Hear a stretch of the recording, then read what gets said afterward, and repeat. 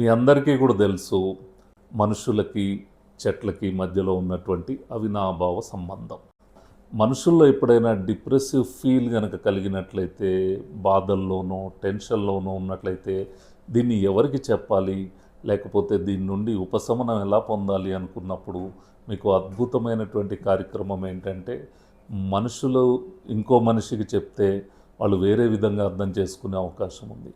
దాని బదులు చక్కగా వెళ్ళిపోండి, చక్కటి గ్రీనరీకి చెట్లు ఉండేటువంటి ప్రదేశానికి వెళ్ళిపోండి. మంచి పెద్ద చెట్టును చూసుకోండి. ఆ చెట్టును వాటేసుకొని మీ కాళ్ళకి చెప్పులు లేకుండా భూమాత స్పర్శను కలిగి ఉంటూ ఆ చెట్టుకు మీ బాధలన్నీ కూడా వివరించి మీకు ఏం కావాలో కూడా ఆ చెట్టుకు చెప్పండి.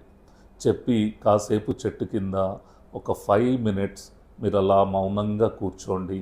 ఇలా మీరు ఒక 4-5 రోజులు కనుక చేసినట్లయితే మీ సమస్యకి డెఫినెట్గా సొల్యూషన్ దొరికి మీరు ఆనందంగా సంతోషంగా జీవించడానికి మీకు అవకాశం లభిస్తుంది.